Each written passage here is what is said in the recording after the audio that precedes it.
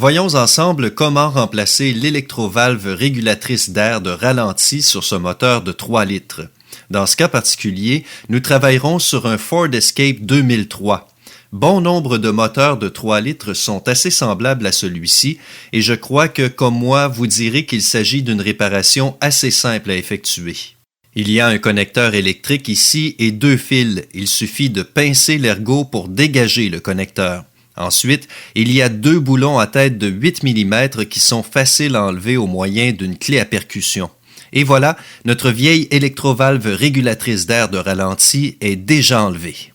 La nouvelle électrovalve est dotée d'un joint de caoutchouc neuf. On utilise donc un petit pic, un petit tournevis ou un autre petit instrument pour déloger le vieux joint du boîtier en plastique situé dans la tubulure d'admission. Après, il suffit d'insérer le joint neuf dans la rainure. Une fois que le joint est bien calé dans sa rainure, on installe la nouvelle électrovalve et, évidemment, on commence par serrer les boulons à la main en s'assurant de ne pas fausser les filets, car il ne faudrait surtout pas endommager certains composants de l'admission. Ensuite, on poursuit le serrage avec la clé à percussion avant de faire un dernier serrage avec une clé à main pour s'assurer que les boulons sont serrés à fond. Par contre, il faut éviter de serrer exagérément, d'endommager quelque chose ou de ne pas serrer suffisamment et provoquer ainsi une fuite de dépression. Une fois que c'est fait, on rebranche le connecteur électrique et la réparation est presque terminée. Maintenant, il faut vider l'ancienne mémoire et pour ce faire, il faut débrancher la batterie. Cependant, je vous recommande d'utiliser un scanner pour vider la mémoire. Et maintenant, il se peut que le moteur du véhicule ait de la difficulté à démarrer.